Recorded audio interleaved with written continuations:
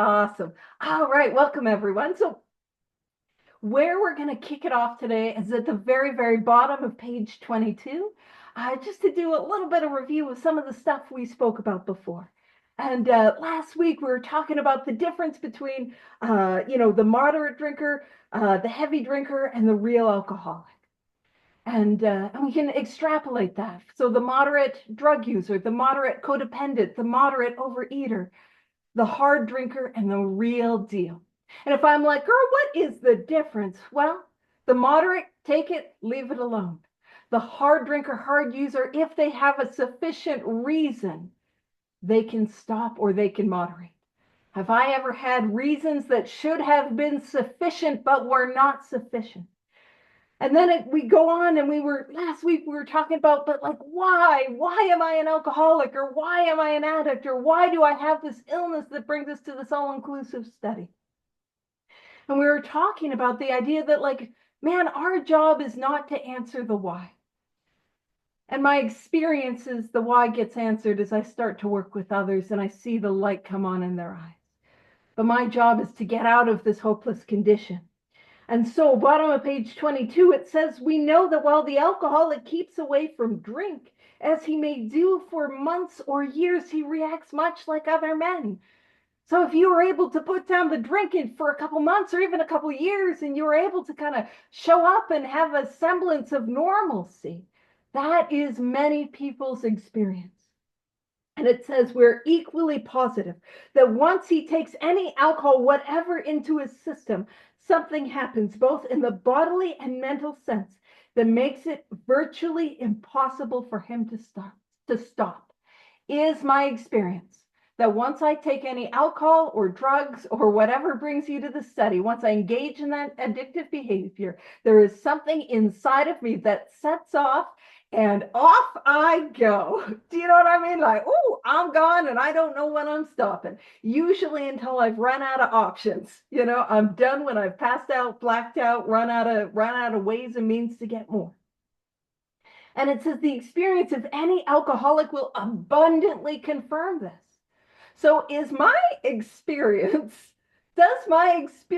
abundantly confirm that once I start, I can't control the amount that I take every single time? Is that the abundantly confirmed experience that I find myself in? And I'll be honest with you guys.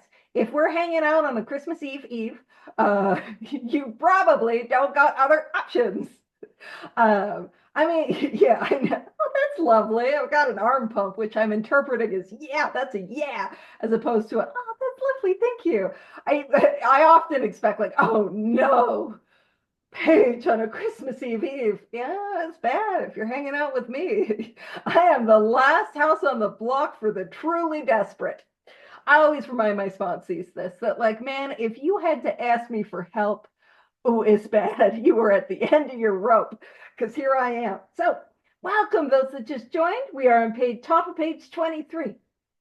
It says these observations would be academic and pointless if our friend never took the first drink, thereby setting the terrible cycle in motion. So for me, I have I haven't gotten them tested, but I have an abundant experience that confirms that I am allergic to onions and peppers. And when I talk about what happens to me when I eat onions or when I eat peppers, that's interesting. You know what I mean?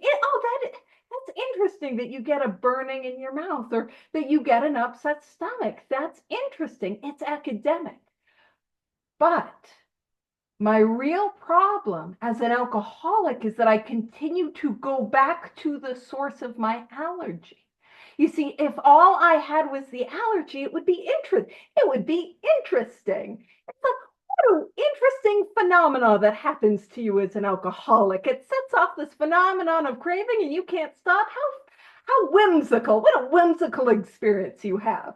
But my real problem is that it destroys my life and I go back to it.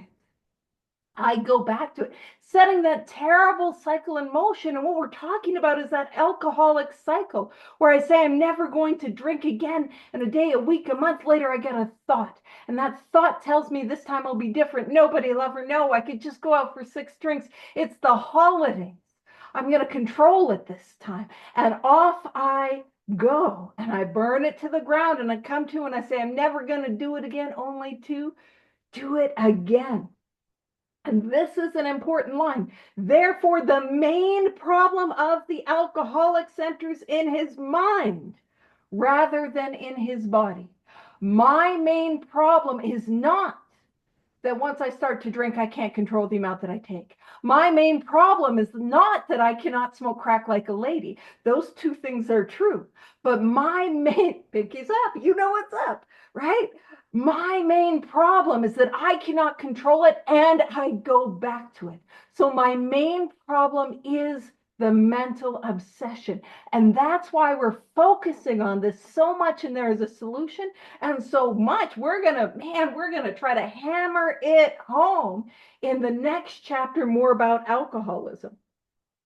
Speaking of hammers, we're gonna talk about that in a minute. That would have been a real natural segue if I just held that thought for a minute or two, but I'm not that smooth. Alrighty. So it says, if you ask him why he started on that last bender, the chances are he will offer you any one of 100 alibis.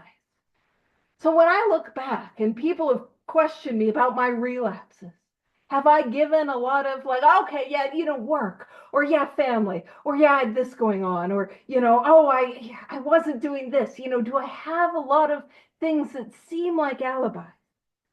But then it says sometimes these excuses have a certain plausibility. It's like, man, maybe, like, then sometimes life hits. Life's going to hit when I'm drinking. Life's going to hit when I'm sober. Life's going to hit when I'm recovered. Life's going to hit when I'm in the fourth dimension. Life hits because life hits. And life hits, and it's like, man, that's really difficult what you went through. And that has a certain plausibility. It makes a little bit of sense, but none of them really make sense in the light of the havoc an alcoholic's drinking bout creates. They sound like the philosophy of the man who, having a headache, beats himself on the head with the hammer so he can't feel the ache. And I want you to know that that was one of the first lines that I was like, oh, like the penny dropped. It clicked for me. I could see the thing that I was using to escape my pain was making my pain worse. I could see it. And actually, what's important is I could see it, and it still did not stop me. Do you know what I'm saying? I could see it and it still did not stop me. Do you know what most people will do when they have a headache? They will take like an ibuprofen. They do not think, what is the solution for this? A hammer. And I made a little sticker design that says ye old headache cure, and it's got a little hammer on it because I think I'm funny, ye old, because we're not doing that anymore. But that's how I live my life. And a lot of times when I work with newcomers or when I work with people that are coming back, we often get so fixated on things. What I mean by that is how often do we come to the rooms and it's like, oh man, I got to get my finances in order. Paige, you don't understand. I got to get my car fixed, or I really got to focus on this relationship thing. Like I get so focused on these things, and oftentimes I explain it. Like, girl, you're out there weeding the garden, but the house is on fire. Do you know what I'm saying? That's what it's like I'm doing. And a lot of times I don't realize that there's a bit of a fire going on in the kitchen. And I'm like, that is a little bit overwhelming. I don't know what to do about that. I'm just going to continue to burn the house down. That's what my alcoholism is like. I can see that it's ruining my life. I can just see that it's destroying my life. And yet I go back to it. That is the power this illness has. So if you draw this fallacious, which is false as heck, or crazy and senseless and unsound, as Rob eloquently describes, but I think false as heck is another description. Fallacious reasoning to the attention of an alcoholic, he will laugh it off or become irritated and refuse to talk. So if you press me on my last relapse, if you ask me about my last relapse, am I going to be like, yeah, I know it's crazy? Or am I going to get a little defensive? Am I going to get the hackles up? You don't know me. You don't understand. Do I get a little argumentative? But you. That's what it's saying. It's like when we get pressed on it, I'm not really able to see the truth or open to hearing the truth. And this is the truth. It says, once in a while, he may tell the truth. And the truth is, strange to say, is he usually has no more idea why he took that first drink than you have. I don't know why I did it.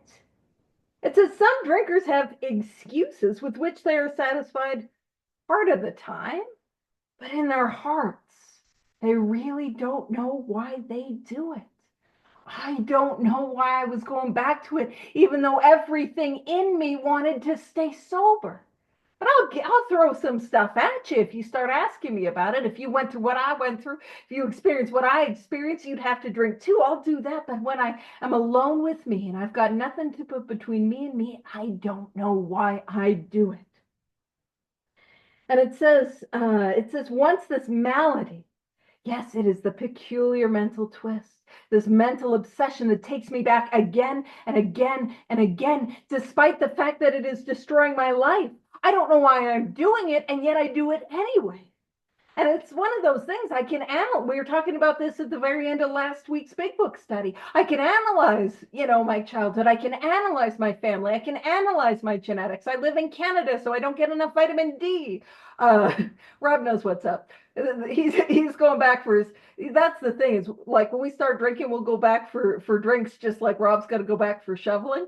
You got a big snow. You got to keep shoveling that walk. It's an ordeal, Those of you who live in cold climates relate, and those of you who don't are like, I'm lost completely. What are you talking about? Winter. Am I right? All right. Unless you're in the southern hemisphere, in which case summer. Am I right? Already. All right. So once this malady, and that just means sickness, once this illness of alcoholism, of addiction, this illness has a real hold, they are a baffled lot.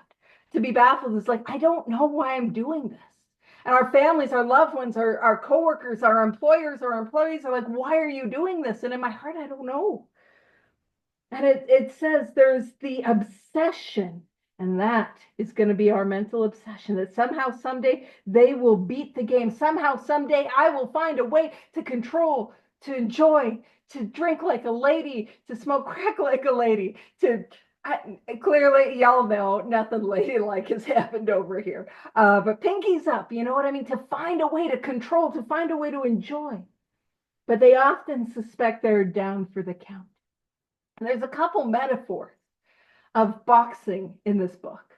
And Bill's got a couple boxing references. And this is a boxing reference. And sometimes we come to the rooms and we hear people like, yeah, I'm really going to fight it this time.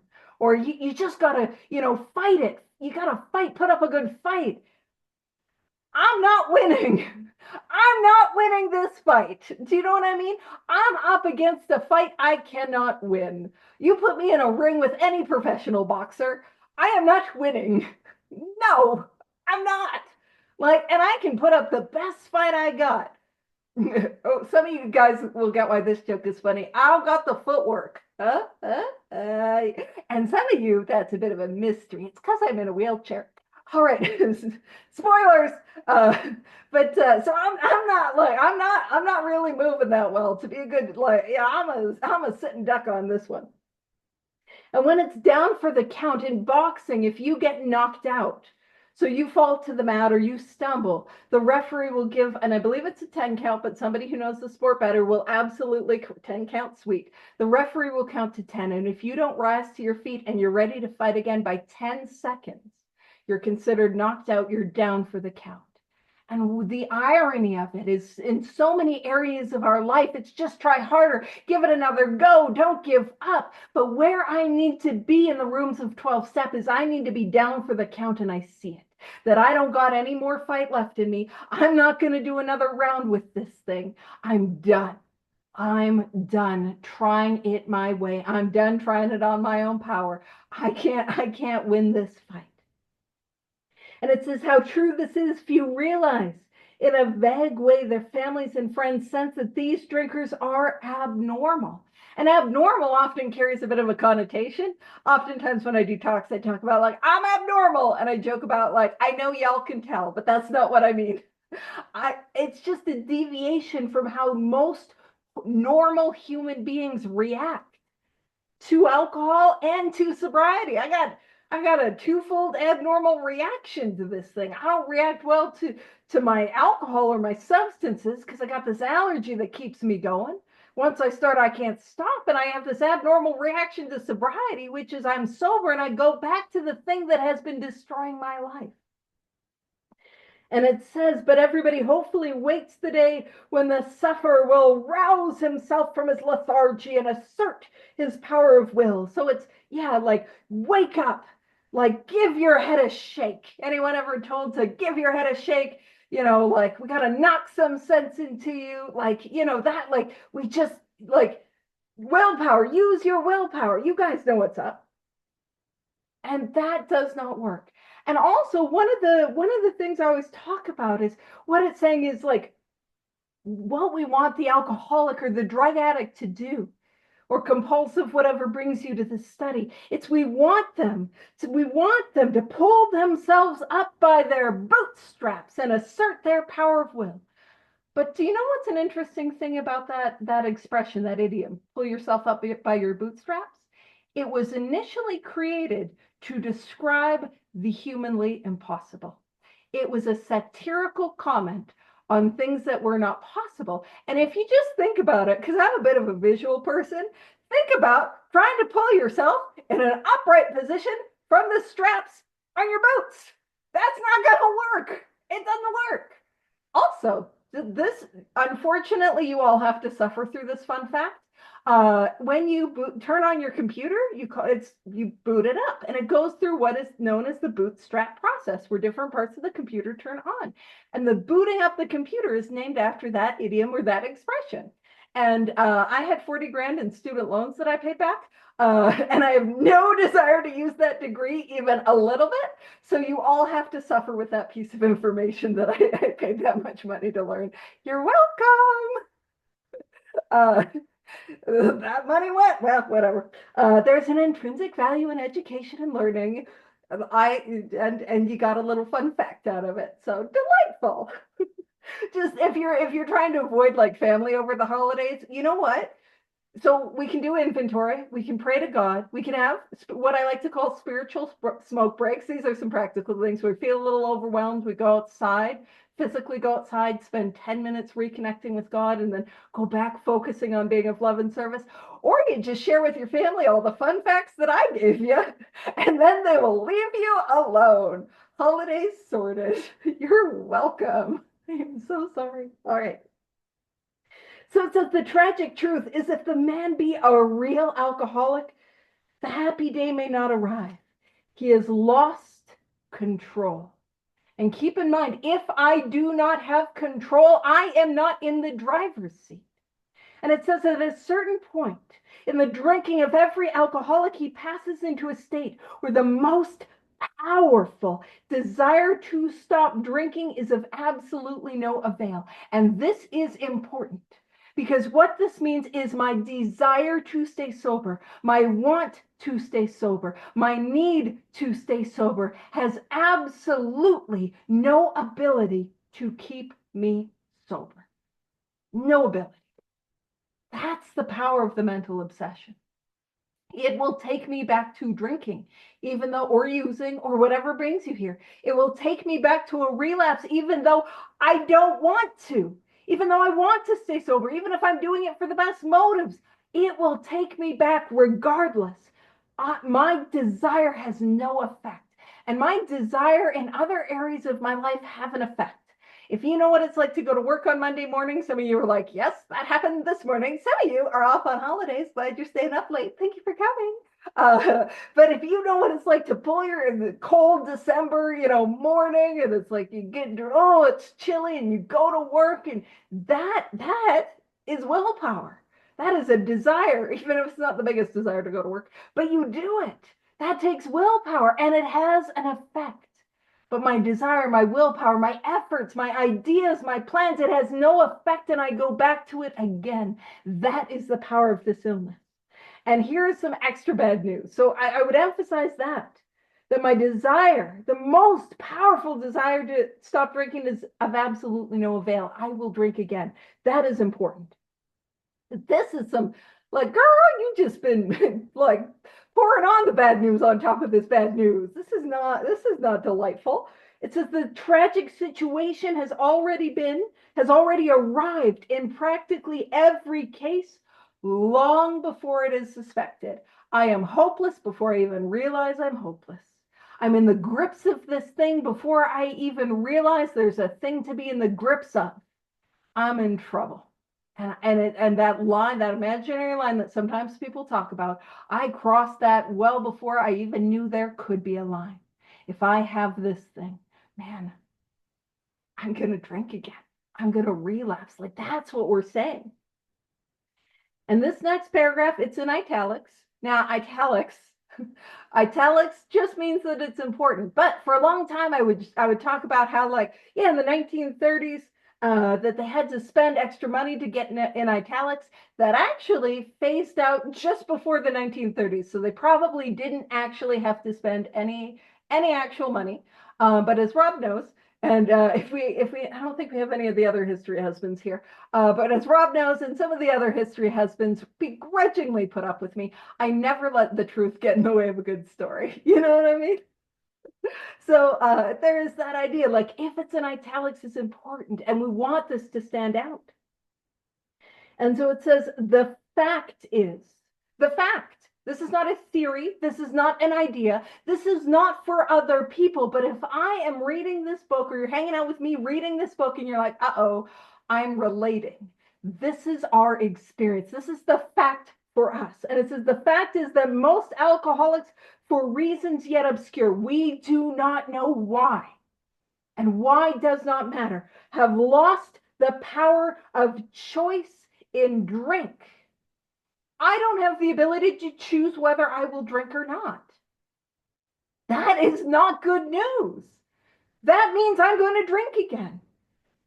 And it's going to happen sooner than I think it will. I have choice in many areas of my life. But page 24, I don't think I planned that. But page 24, welcome. But on page 24, the reality is I will drink again. I do not have the ability to choose whether I will pick up that drink. And if the choice is out of my hands, whose hands is it? It is in the hands of my alcoholism. And all my alcoholism wants is one more drink. It does not matter whether I'm 3 weeks in a bender, and that's the physical allergy, and it wants one more, just one more, or whether I've been sober for 3 days, 30 days, 90 days, 6 months, 9 months, 3 years. It wants another drink. So who's like hands is it in? I don't have the choice. The choice is going to be made by alcoholism, and alcoholism is going to choose to drink. And I'm personifying it to really try to smash home that idea that I don't have the ability to choose whether I will drink or not. And if I don't have the ability to choose, I will drink again. Sometimes we hear I choose not to drink, and it feels like that. We're going to talk about that. And it'll feel like that and feel like that and feel like that and feel like that until I got a drink in hand and I don't know how it happened. You know what I'm saying? So it says our so-called willpower. And again, I got willpower. If you're drunk like me, it takes willpower to scrape yourself up off the bathroom floor. Or if I'm honest, a drunk like me, scrape myself up from behind the dumpster like a lady with the pinkies up. You know what it's like to scrape yourself up and show up hung over, sick, beaten, broken, and show up the next day. You know what that's like. That takes willpower. Man, it takes willpower to show up with this illness on us. But that willpower does nothing to stop me from taking that first drink. Does nothing. And it says, we are unable at certain times to bring into our consciousness with the sufficient force the memory of the suffering and humiliation of even a week or a month ago. And when I first came into the rooms, I would hear people say, think of the consequences. And I still sometimes hear, you got to think of the consequences. Remember the last drink. And it says, and they would say, play the tape to the end. And I am old enough to remember tapes, like cassette tapes, and then you put the pencil in to rewind it. See, I know what's up. That's how you know I'm not fronted. That's how you know I'm the real deal. I don't have anything for 8 tracks though. That one you lost me. Right? I don't know how you do that. But play the tape to the end. Start your drinking at the end. Like think through the drink. But what it is saying is that I am at certain times not capable of it. And the thing is, I will raise that defense, and that defense of like, okay, I'm going to think of the consequences. I've got my little list of consequences. I'm going to write it out. I'm thinking I'm going to play the tape to the end, and it is going to work for a little bit until the mental obsession comes, and it doesn't. It's there's no defense. And if you have this illness, you know what I'm talking about. Because it feels like, oh, maybe I wasn't trying that hard. But the reality is the obsession is on me. And so I always equate the playing the tape to the end with a number of things. For example, this holiday season, if you are given a gift of a fire extinguisher that works 40% of the time, are you going to be like excited about that? Oh boy, because I'll let you know, it's not the time the fire extinguisher works, it's the time that it doesn't. That's the trouble. You know what I'm saying? Anyone here going skydiving on an 80-20 parachute? I'll even give you 80-20. You know what I mean? 80-20. And if like you're like, yes, I will. Let's talk after the meeting. Could we get you involved in some 12-step work? Because girl, you in trouble. 80-20. Like we're not jumping out with an 80-20 parachute. It's not the time the parachute works, it's the time that it doesn't. And you see, the reality is it's raising a defense that will not last. It's like, like an army's coming in and I'm putting up a little Jenga tower, like, oh, don't get it. I'm going to play the tape, but it gets crushed. Now, some of you guys know when I talk about playing the tape to the end. Now, this is a bit of a humorous anecdote. But I'm like, yes, you know what? I will play the tape to the end. And you guys let me know if your experience is like mine. So I start trying to play the tape to the end. Now, keep in mind, most of the time, I don't even think there's a cassette in there. Like, what's happening in there is running on empty. You know what I mean? So I don't got a tape to play. But let's say I put in the tape, I'm playing the tape. You know what I mean? And so I think I'm going to play the tape to the end. And so I imagine, yes, at the end of my drinking, and I'm in a red sequin nightgown, like evening gown, like, ooh. And some of you already are like, never in your life. Accurate. And I'm sitting on a grand piano. And there's a candelabra and a chandelier. And I've got those long, classy, because I'm a sophisticated broad, you know what I mean? I got those, and I got that real long cigarette holder. There's a crack pipe in it, but don't look too closely, like, oh, there we go. And I got my glass of like a champagne or a Chardonnay, and I have played the tape to the end, baby. And y'all know where I am actually. I'm behind the dumpster, missing shoes with wet pants and a guy I just met. You know what I mean?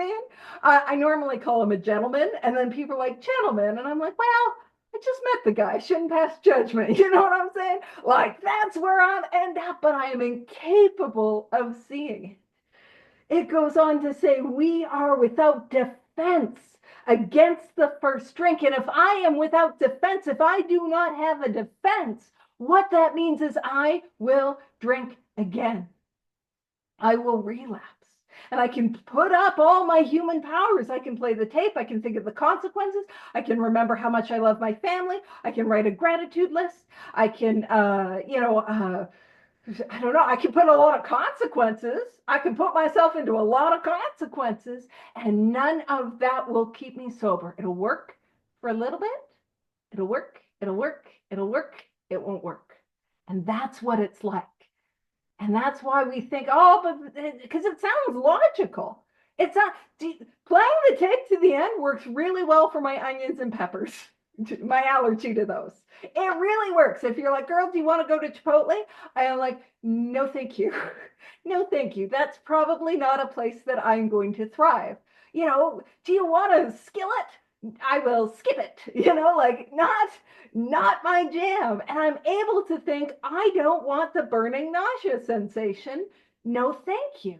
And it has an effect. And I think that willpower that has the effect in all other areas of my life should have an effect in this one, but it doesn't. And so the takeaway of the italics is that I've got no defense against this thing, and I will relapse. And I will relapse sooner than I think I will. It's always sooner than I think I will. And it says the almost certain consequences that follow taking even a glass of beer do not crowd into the mind to deter us. So the certain consequences that come from just one glass of beer, they don't even enter. It's like bonk. It's like, nope, tape's on empty. You know what I'm saying? If these thoughts occur, they're hazy and readily supplanted. That means replaced by the old threadbare. And threadbare means worn out. If you wear clothes to the point where they're like, you can see right through them, the threads are bare, that's what that means. So that idea, the old threadbare idea, that this time we shall handle ourselves like other people. So this time will be different. This time I'll drink like a lady. This time I'll smoke crack like a lady. This time, that is an old and it is a worn out idea. I've tried this idea. The record, me referencing old musical mediums, delightful. The record, ooh, that groove is worn down, and that old threadbare idea, this time will be different, and yet it never is. Almost never is, because we're going to remember the time, hey, back in 94, back in 82, back in 06, back in 2014, I had 3 drinks like a lady. And isn't that the exception, not the rule? You know what I'm saying? Yeah, you guys know what's up. So that this time we shall handle ourselves like other people. There is a complete failure of the kind of defense that keeps one from putting his hand on the hot stove. And if I do not have a defense, what that means is I will touch the stove. If you're writing in your book today, make a little note to see page 84. Now we're going to just read a little bit more, and then we're going to pop over to page 84. So it says, the alcoholic may say to himself in the most casual way, it won't burn me this time, so here's how. Or perhaps he doesn't think at all. How often have some of us begun to drink in this nonchalant way, and after the 3rd or 4th pounded on the bar and said to ourselves, for God's sakes, how did I ever get started again? Only to have that thought supplanted, that means replaced by, well, I'll stop with the 6th drink, or what's the use anyhow?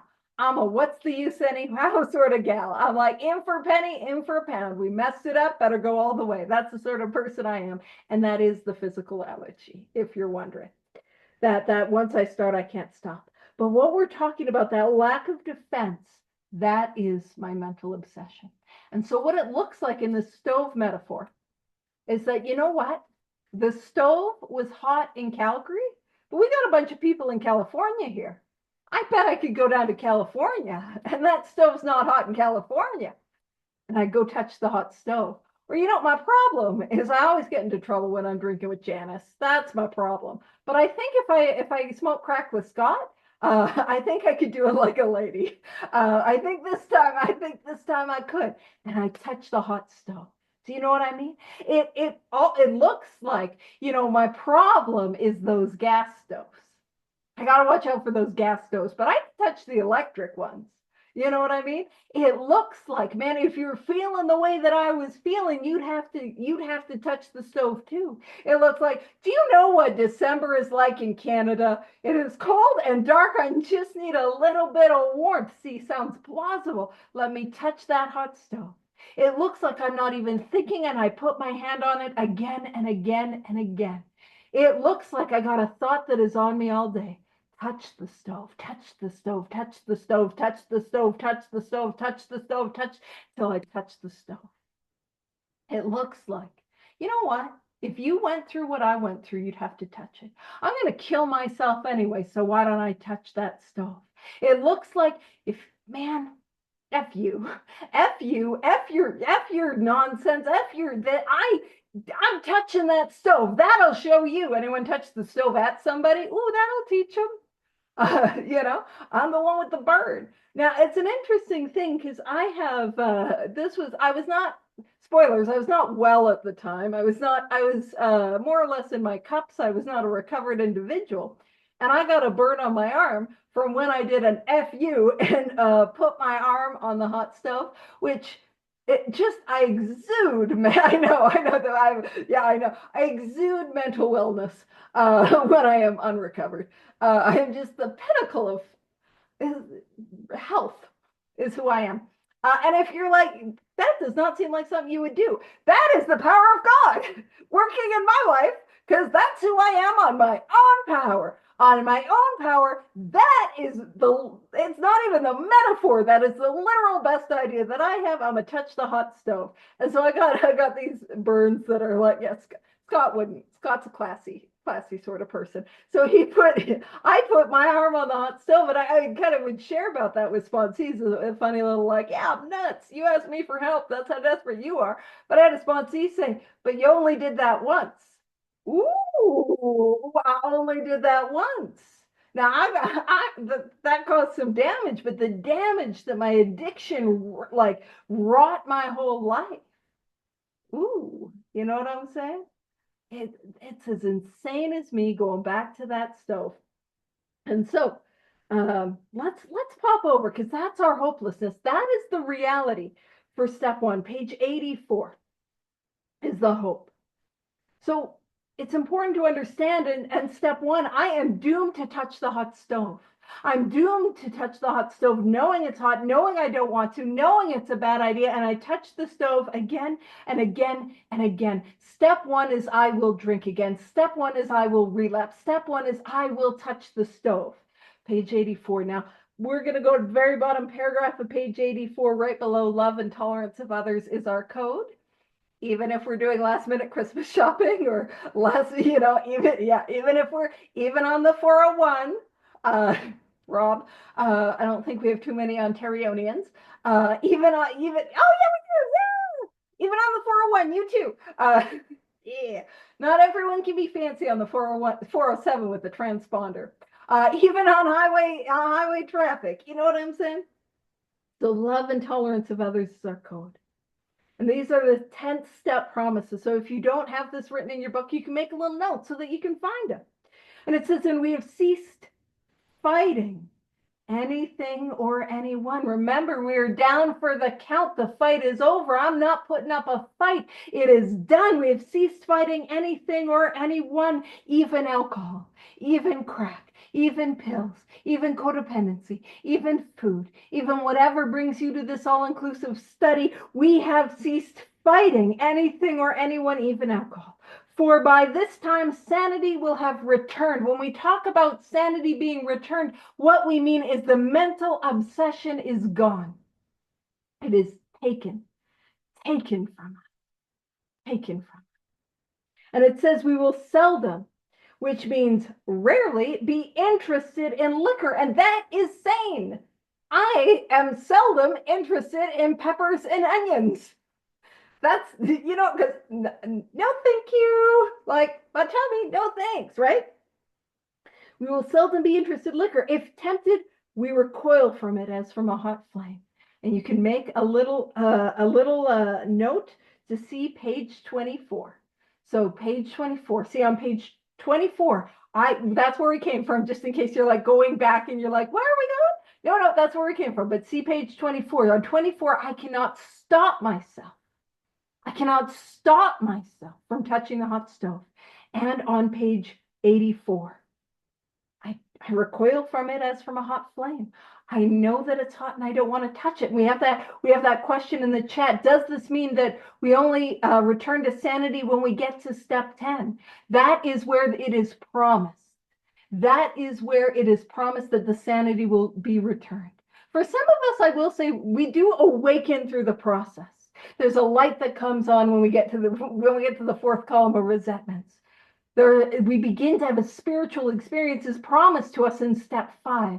But this is where, I am in a position of, spoilers, neutrality, safe and protected. This is where this happens. But one of the things is these, and I'll talk about this here in a minute, all of these promises come with fine print. And these promises are launching pads, not parking lots. So I'll explain what I mean by that. It says, if tempted, we recoil from it as from a hot flame. We react sanely and normally. The mental obsession is gone, and we will find that this has happened automatically. This change happens to me. The change happens to me. I don't go out there and fight off alcohol and fight off, crack and fight off codependency. The change happens to me. Happens automatically. I do have to take some action. How do I get there? I got to get to step 10. Now we'll talk about that. And it says, we will see that our new attitude toward liquor, so the mental obsession being gone, has been given us without any thought or effort on our part. It just comes. That is the miracle of it. We are not fighting. Again, down for the count. I am not fighting. Neither are we avoiding temptation. And what I want to point out is I take the course of action that I do not think will help, because nobody comes here and is like, I can't wait to do a 4 through 9. Nobody's jazzed about that prospect. We'll talk about that probably next week based on how I'm going for time. Nobody's jazzed about that. Nobody's like, I can't wait to write inventory, share that with another human being. You want me to be quiet for how long? An hour? That's great. I love it. I love it. At 6 and 7, yeah, I don't want to get my fingers and manage that on my own. Yeah, I'd love to just let a power beyond myself do that. Amends, delightful. Even to my ex, I can't wait. Can't wait. You know what I mean? Like, none of us are jazzed about this thing, But if I take these actions I don't want to take, I do these things I don't want to do, the change happens to me. I don't fight it. I'm not raising a defense. I am building a relationship with power, and the power flows through me. And it says, we feel as though we've been placed in a position of neutrality, safe and protected. We have not even sworn off. Instead, the problem has been removed. Now, in step 3, I'm making a decision. Now, the third step is simply a decision to work these 12 steps as a way of life, like my life depends on it, because it does. And I am deciding to turn my will and my life over to the care of this power. My will and my life get turned over as I take the course of action. But what I want to point out is that the third step, I'm at the precipice, I'm at the edge of a cliff, and I don't know what's really going to happen. It's a leap of faith. I don't know if my will and my life will be cared for. I do not know. But what happens is that as I go through this book and I read these promises, and there are promises all throughout this book, all throughout the directions on how to get well, this is a promise. That becomes irrefutable evidence of God's care. Being in a position of neutrality, safe and protected. Now that's evidence of God's care. But when I experience that, that's when it really becomes irrefutable. When I know what it's like to be in a position of neutrality, when I know what it's like to be in that position, I am safe and I am protected. Man, that is God's care. And that's if you are looking at the precipice of taking the actions of these steps, you're looking down the barrel of a third step decision, and really it's the barrel of my alcoholism, the mental obsession that is going to pull the trigger, and I'm going to drink again, or I'm going to use again. I'm staring down that barrel and I'm looking at a fourth step, and I'm between a rock and a hard place, and I don't know which way I'm going to go. What I want you to know is that is our experience. Our experience is that this is a caring God and a loving God, because I will let you know I am not somebody who earned or deserves having freedom from the mental obsession. It happened to me. I take the course of action. It happens to me. And we got promises all over this book. I didn't earn those promises. I don't deserve those promises. I'm going to even say I didn't even work for those promises. I took a course of action and I was given a gift I did not deserve. Oh, it's the holidays. Oh, shoot. Yeah, we're going, sorry, tangent, because I have this Christmas metaphor that I completely forgot about and then just remembered. So here's the thing. these promises, these step 10 promises. Now I'm not even done them. This is mid promise tangent. Before we're like, Paige, on a tangent? Shock, awe, appall, aghast, you know? Yeah, I know. So I'm on a tangent in my tangent. Tangentception. Uh, here we go. So I have this thing. When I talk about sobriety, sobriety is a gift, but deeper than that, emotional sobriety is a gift. Now, this is a big book study, so I know I got some big book nerds in the house, and you guys will be like, I'm actually Paige. It is not a gift. Yeah, Tangents Anonymous. Come join us on Friday. That's double the tangents, double the fun. Uh, but that it's a gift. Now, if you're a big book nerd, you might be like, actually, Paige. It said in Bill's story, a price had to be paid. Mm-hmm. It meant destruction of self-centeredness. Yeah, that's the gift. That is the gift. The price that I am paying to receive the gift is a part of the gift, and I don't realize it. When I'm staring at this mountain of destruction of self-centeredness, that self-centeredness I got to destroy. I'm like, I don't think so. But when I'm on the other side of it, it's like, wow, I'm free of it. You know what I'm saying? The price that I pay to receive the gift is a part of the gift. And you see how I describe sobriety in the rooms of 12 step. In the program of 12 step is outlined in the book Alcoholics Anonymous, how I describe sobriety, exactly what's in the chat, emotional sobriety. You see, sobriety cannot be a solution to my illness because every time I relapsed, I was sober. Sobriety is not a solution. Emotional sobriety is not for the nerds. I turned into one. Emotional sobriety is for those of us who have this illness. And I describe it as like Christmas morning. I completely I forgot that I had this metaphor. And I'll tell this metaphor the whole time in July, but I forget about it right now. Yeah, it's like Christmas morning. Rob changed his background. I'm like, you know what's up? So it's like Christmas morning. And so what do I have to do on Christmas morning? Well, Christmas morning, I need to awaken and imagine what Christmas morning is like. And some of you guys got your trees and you got the lights, and then so it's not too hard to imagine. But early in the morning, and for some of you parents, you're like, too early, too early. Early in the morning, we awaken. And you can imagine that Christmas tree. It's all aglow, those warm lights. We got the bows and the bells and the balls and the tinsel, and it's just perfect. And it's already lit up. It's already there. And underneath that tree is a gift. And that gift has been, man, you can tell it's just been wrapped with love. It has got the most beautiful wrapping paper. It is perfectly wrapped, with the creases. It's got this beautiful bow on it. And do you know what it has on that gift? It's got your name. Your name. It's already there. You didn't earn it. You didn't deserve it. You didn't become worthy of it. It is already there. And so what do I need to do? I need to awaken. And then what do? I got to go down those steps. And you see, I'm big. It's down the steps. It's not up the steps. You see, I go down because what I am really doing is each action that I take in these 12 steps is a surrender, is an outpouring more and more of myself to the unconditional love that is God. So I go down those steps and I receive the gift that was already there. I didn't earn it. I didn't deserve it. I didn't become worthy of it. It's already there. And part of the gift is these 10th step promises. Position of neutrality, safe and protected. We have not even sworn off. Instead, the problem has been removed. It does not exist for us. It's gone. That is our experience. That's our experience. That's not an idea. It's not a, boy, that would be nice if that happened. That's not a keep coming back and hope something rubs off on you. That is our experience. That is what happens. Now, how do we get there? I got to take the actions of 4 through 9, that outpouring myself.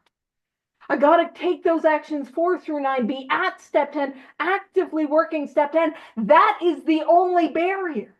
The only barrier that I have to, like, between me and the first drink is 4 through 9. That's the only thing that I got to do. I got to take those actions. That's the only defense I could possibly raise because I have no human power. I need to access God's power. It says, it does not exist for us. We're neither cocky nor are we afraid. That is our experience. That is how we react so long as we keep in fit spiritual condition. So all of these promises have fine print. So I got to be at the step that coincides with the promise. That's the fine print. So in step 1, on page 24, I am doomed to drink again. I am doomed to relapse. I am doomed to go back to it again and again and again. I will go back to it. On page 84, on page 85, the problem is gone. The mental obsession is gone. I don't want to do it. I don't have to do it. I am free. And what is asked of me to get that freedom? It's 4 through 9. And then I got to keep it going in step 10, step 11, and spoiler, step 12. See, I get the gift, but I also have to keep the gift. And I keep it by continuing to take this course of action. But that is the only thing that is asked of me. Now, keep in mind, I'll be out in the garden trying to, weed things and manage my little garden of defects while the house is on fire. All I need to do is let God, higher power, creator, spirit of the universe, work in my life. I got to get me out of the way. And so what is asked of me is that I keep in fit spiritual condition. And how I do that is I clear away the stuff inside of me that is blocking me from this power, and I continue to keep it clean. And what we'll see is the 10th step is a continuation of 4 through 9. I begin to keep that channel clean. And then in step 11, still some cleaning, got to keep that clean. And then I grow and build that relationship.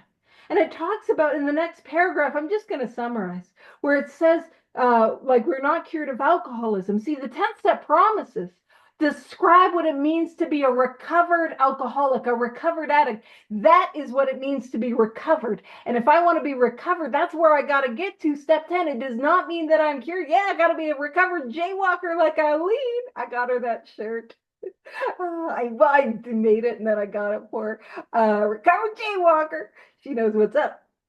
So for me to be recovered, what do I got to do? I got to get there. I got to get to step 10. It says we are not cured of alcoholism.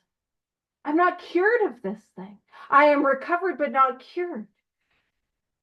And what does that mean? That means if I ever have onions and peppers, I'm going to have a reaction. If I ever take a drink, if I ever smoke crack, if I ever take a mind-altering substance, man, I'm going to set off the allergy, so I'm not cured. But also, if I stop doing the course of action, if I stop taking these steps, like living this way of life, if I stop doing it, man, I am going to have the experience where the mental obsession will return. So I am not cured, but I am recovered. What we really have is a daily reprieve, daily. So when we talk about 1 day at a time, what we're talking about is working these steps, living this way of life, like living the steps 1 day at a time. 1 day at a time. What we have is a daily reprieve contingent on the maintenance of our spiritual condition. That's so reprieve. One of the definitions of reprieve is a stay of execution. And page 24 describes my state. I am going to drink again. I am going to relapse. I am doomed to do this again, even though I don't want to, even though I need to stay sober, even though I want to stay sober. That is, I am doomed to be executed, because for us to drink is to die, for us to use is to die. And I will die of many, many deaths before I finally stop breathing. Do you know what I mean? And I get a daily stay of execution. And you can imagine being on death row and getting walked to the execution chamber. There's that red phone on the wall. And at the last minute, it's the governor that calls that says, no, we're not going to execute her. I get that on a daily basis, contingent. But I want to emphasize something, not on my spiritual condition, but on the maintenance of my spiritual condition. That is good news, because it is not based on how I feel. It is based on what I do. That's what matters. And so next week, we're going to pick up at the very bottom of page 24. I hope you'll join us. I will stop the recording. I just was like, where'd it go? I found it.